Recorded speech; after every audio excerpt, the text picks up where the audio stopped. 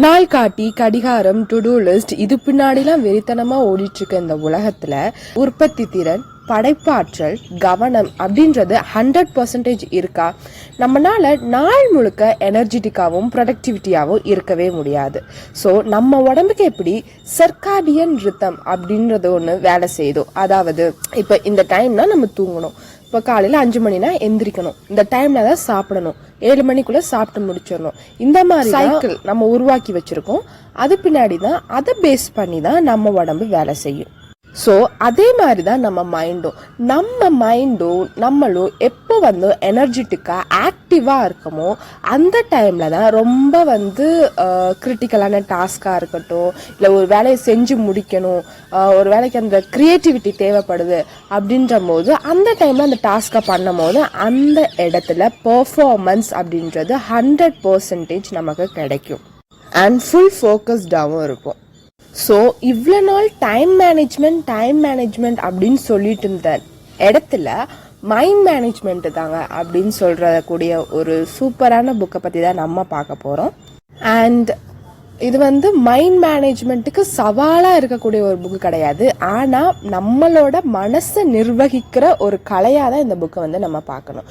So let's see the summary of Mind Management Not Time Management by David Karavi. வணக்கம் நண்பர்களே, welcome to life of Rohi. இந்த புக்கோட first சாப்டரே mind management not time management புக்கோட டைட்டிலேயே வச்சிருக்காங்க. அதாவது நம்ம மனசை எப்படி நிர்வகிக்கணும். இந்த உலகத்துல நம்ம அடுத்தவங்களை புரிஞ்சுக்க எவ்வளவோ ட்ரை பண்றோம், ஆனா நம்மளை பத்தி நமக்கு தெரியுமா? நம்மளை என்னைக்காவது புரிஞ்சிருக்கோமா? அப்படி இல்லை என்னைய பத்தி எனக்கு தெரியும், என்னைய பத்தி நான் எந்த டைம்ல எப்படி இருப்பேன்னு எனக்கு தெரியும் அப்படின்னு சொல்றவங்களா இருந்தா நீங்க எப்போ ஆக்டிவா இருப்பீங்க? எந்த நேரத்தில் ரொம்ப எனர்ஜெட்டிக்காக ஃபீல் பண்ணுவீங்க? ஸோ அந்த டைமை செலக்ட் பண்ணி நீங்கள் ஷெட்யூல் பண்ணுங்கள்.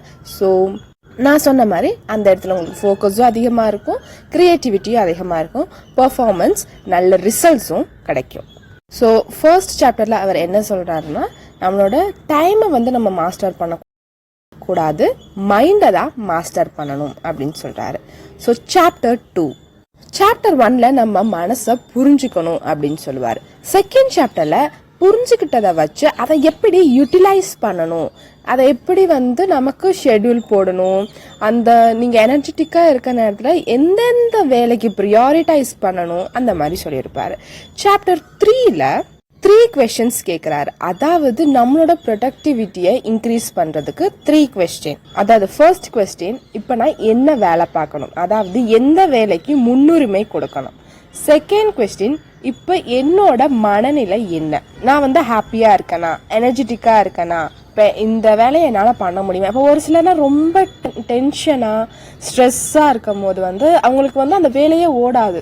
ஃபுல் ஃபோக்கஸ் பார்த்தீங்கன்னா அந்த ப்ராப்ளம் மேலே தான் இருக்கும், இங்கே ஒர்க்கில் ஃபோக்கஸ் இருக்காது. ஸோ அப்படி இருக்க முடியாதுல்ல, அதனால தான் இப்போ நான் என்ன மனநிலையில் இருக்கேன் அப்படின்ற கேள்வியை கேட்க சொல்கிறாரு. தேர்ட் ஒன் இந்த வேலையில் என்னால் படைப்பாற்றலை இன்னும் அதிகரிக்க முடியுமா, இன்னும் ப்ரொடக்டிவிட்டியை இன்க்ரீஸ் பண்ண முடியுமா, இன்னும் எனர்ஜெட்டிக்காக ஃபீல் பண்ண முடியுமா, எப்படி பண்ணுறது அப்படின்ற மாதிரி ஒரு கேள்வியை கேட்க சொல்கிறாரு. அண்ட் சாப்டர் 3ல ஒன் மோர் திங் ரொம்ப முக்கியமானது, 4 stages ஆஃப் கிரியேட்டிவிட்டியை பற்றி சொல்லியிருப்பாங்க. அதாவது ஃபர்ஸ்ட் ப்ரிப்பரேஷன் அப்படின்றது, இப்போ நீங்கள் ஒரு ப்ராஜெக்ட் பண்ணும் போதோ இல்லை ஒரு ப்ராப்ளமை சால்வ் பண்ணும் போதோ அந்த சுச்சுவேஷனுக்கு ஏற்ற மாதிரி நீங்கள் உங்களை மாற்றிக்கணும். நீங்கள் அந்த சுச்சுவேஷனுக்குள்ளே மூழ்கிடணுன்னே வச்சுக்கோங்களேன். அப்போ தான் உங்களால் அங்கே என்ன ப்ராப்ளம், எப்படி சொல்யூஷன் கண்டுபிடிக்கிறது அப்படின்றது ஒரு உங்களை நீங்களே ப்ரிப்பேர் பண்ணிக்கணும் ஃபர்ஸ்ட். Next one incubation. அதாவது இந்த ப்ராப்ளத்தை நீங்க உள்ள இருந்தே பார்க்காம வெளியே இருந்து, அதாவது வேற ஒருவரா இருந்த அந்த ப்ராப்ளத்தை நீங்க எப்படி பார்ப்பீங்க அப்படின்றத நீங்க இது பண்ணணும். Next illumination. அதாவது இந்த மாதிரிலாம் பண்ணும்போது உங்களுக்கு ஒரு சொல்யூஷன் கிடைக்கும் பார்த்தீங்களா, அந்த ஆஹா மொமெண்ட்.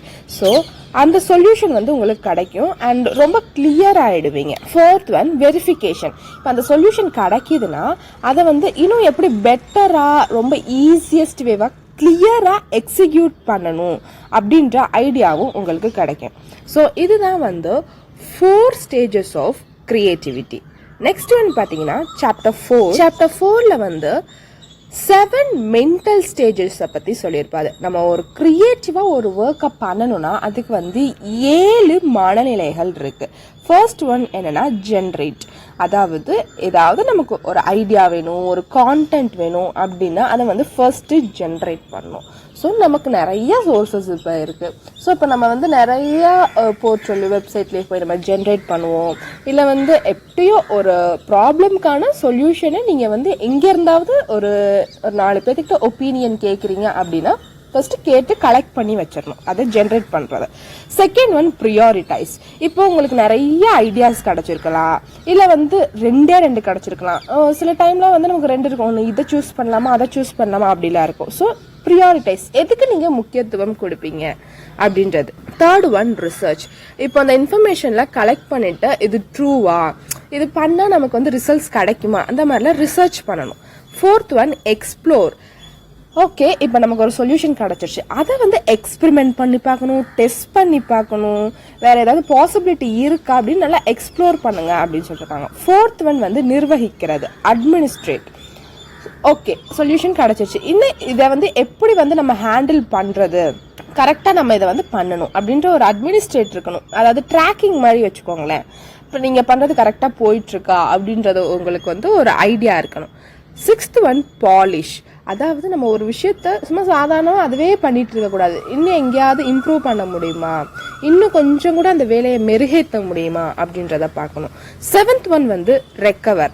ரெக்கவர் மீன்ஸ் அப்படியே மெஷின் மாதிரி நம்ம அதை செஞ்சுக்கிட்டே இருக்கக்கூடாது, கொஞ்சம் கொஞ்சம் பிரேக் எடுத்து பண்ணும் போது எனர்ஜெட்டிக்காகவும் ஃபீல் பண்ணுவீங்க, இன்னுமே நிறைய ஐடியாஸ் உங்களுக்கு கிடைக்கலாம் அப்படின்னு சொல்கிறாரு. ஸோ இதுதான் சாப்டர் 4ல அவர் சொல்லியிருக்க 7 mental stages of creative work. Next one chapter 5. Chapter 5ல வந்து கிரியேட்டிவ் சைக்கிள்ஸை பற்றி பேசியிருப்பாரு.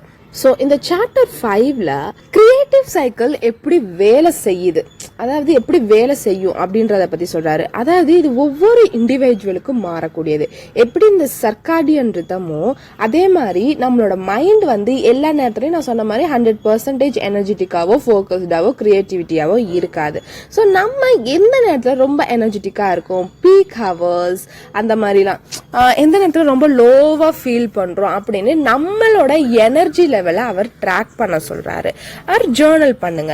ஸோ அப்படி பண்ணும்போது நமக்கு தெரியும், அப்போ எந்த நேரத்தில் நம்ம வந்து ரொம்ப ஹை பர்ஃபார்மன்ஸ் ரொம்ப ஆக்டிவாக இருக்கோமோ அந்த நேரத்தில் ரொம்ப டிஃபிகல்ட்டான டாஸ்காக இருக்கட்டும், இல்லை ரொம்ப கிரிட்டிக்கலான டாஸ்கெல்லாம் அந்த நேரத்தில் வச்சுட்டு லோ எனர்ஜியில் பார்த்தீங்கன்னா நமக்கு ரொம்ப கொஞ்சம் நம்ம டைம் ஸ்பெண்ட் பண்ணால் போதும், லெஸ் டிமாண்டிங் ஒர்க் அந்த மாதிரி ஒர்க் எல்லாமே அந்த ஒரு லோ ஹவர்ஸில் வந்து வச்சுக்கலாம் அப்படின்ற மாதிரி சொல்கிறாரு.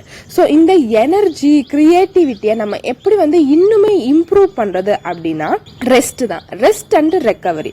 அதாவது ஸ்லீப்பாக இருக்கலாம், இல்லை கொஞ்சம் நேரம் பிரேக்கு, எக்ஸசைஸ், இல்லை ஏதாவது ஹாபிஸ் உங்களுக்கு இருக்கும் பார்த்தீங்களா, அது எல்லாமே உங்கள் மைண்டை வந்து ரெஃப்ரெஷ் பண்ணுறதுக்கான ஒரு வழி.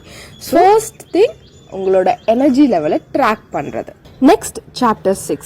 சாப்டர் 6ல வந்து என்ன சொல்றாங்க அப்படின்னா கிரியேட்டிவ் சிஸ்டம். அதாவது இந்த டைம் நம்ம ஃபோக்கஸ் பண்ண போறது ஒரு தனித்தனி கோல் கிடையாது, தனித்தனி வேலை கிடையாது, சிஸ்டம் ஸ்ட்ராங்காக இருந்தால் தான் நம்ம எந்த நேரத்தில் எப்படி, அதான் நான் சொன்ன மாதிரி எவ்வளோ எனர்ஜெட்டிக்காக இருப்போம், ஸோ இந்த நேரத்தில் நம்ம இந்த வேலையை முடிப்போம் அப்படின்ற ஒரு கிளியர் ஐடியா நம்ம கிடைக்கும். ஸோ இந்த டைம் சிஸ்டமில் ஃபோக்கஸ் பண்ணுங்க அப்படின்னு சொல்கிறாரு. இந்த சிஸ்டமில் ஃபோக்கஸ் பண்ணும் போது ஸோ நமக்கு ஸ்ட்ராங்கான ஒரு டைம் கிடைக்கும், ஸ்ட்ராங்கான ஒரு மென்டல் ஸ்டேட் உருவாகும், நிலையான தன்மைன்றது ஒன்று கிடைக்கும். அதாவது இந்த டைம்ல நான் இப்படி இருப்பேன் அப்படின்னு நமக்கு தெரிஞ்சாதான், நம்மளை நம்ம புரிஞ்சுக்கிட்டாதான் சிஸ்டம் அப்படின்றத உருவாக்க முடியும். அதை எப்படி புரிஞ்சுக்கிறது அப்படின்னா டெய்லி நீங்கள் அந்த ஒரு வேலையை செய்யும் போது ஒரு ரொட்டீனா ஒரு ஹேபிட்டா அதை நீங்கள் பண்ணும் போது தான் உங்களுக்கு ஒரு ஐடியா கிடைக்கும் அப்படின்னு சொல்றாரு. ஸோ இந்த மாதிரி பண்ணும் போது நம்ம வந்து ஒரு விஷயத்தை தள்ளி போடுறதோ அது நம்ம பண்ண மாட்டோம், சோர்வுன்றது வந்து நமக்கு வராது, டக்குனு டிமோட்டிவேட் ஆக மாட்டோம், டிஸ்ட்ராக்டும் ஆக மாட்டோம் அப்படின்னு சொல்றாரு. ஸோ இந்த படைப்பாற்றல், இந்த ஒரு மென்டல் ஸ்டேட் அப்படின்றது ஒவ்வொருவருக்கும் வேறுபடக்கூடியது. எல்லாரும் ஒரே மாதிரி மென்டல் ஸ்டேட்ல இருக்க மாட்டாங்க. எல்லாரோட மைண்டு வந்து இந்த டைம்ல தான் பீக்கா இருக்கும், எனர்ஜெட்டிக்கா இருக்கும் அப்படின்றது நம்ம சொல்லவே முடியாது. ஸோ இந்த சிஸ்டம், கிரியேட்டிவ் சிஸ்டம் அப்படின்றது அதாவது உங்களுக்கு ஏற்ற மாதிரி நீங்க உருவாக்கிக்கணும். Next chapter 7. சாப்டர் 7 பார்த்தீங்கன்னா கிரியேட்டிங் இன் கயாஸ். அதாவது எவ்வளோ பிரச்சனையாக இருந்தாலும் நம்மளோட ஃபோக்கஸை வந்து இழக்கக்கூடாது அப்படின்ற மாதிரி சொல்லுவார். பட் வந்து இந்த கிரியேட்டிவிட்டின்னு பேசுகிறோம், அது ரொம்ப வந்து ரியாலிட்டியில் பார்க்கும்போது ரொம்ப ஒரு டஃப்பான விஷயம். நம்ம அப்போ தான் ஒன்று பண்ணலான்னு போவோம், நிறைய டிஸ்ட்ராக்ஷன் வரும், எதிர்பாராத சூழ்நிலைகள் வரும். ஆனால் அதையும் தாண்டி நம்மளோட மென்டல் ஸ்டேட்டில் நம்ம ஃபோக்கஸ் பண்ணி, நம்மளோட ஒர்க்கில் ஃபோக்கஸ் பண்ணி நம்ம வந்து ரிசல்ட்ஸை கொண்டு வரணும். சாப்டர் 7 கிரியேட்டிங் இன் கயாஸ். அதாவது பெரும்பாலான படைப்புகள் பார்த்தீங்கன்னா நிறைய குழப்பங்களுக்கும் இடையூறுகளுக்கும் நடுவில் தான் உருவாகுது அப்படின்றத சொல்றாரு. அதாவது இந்த கிரியேட்டிவிட்டி அப்படின்றது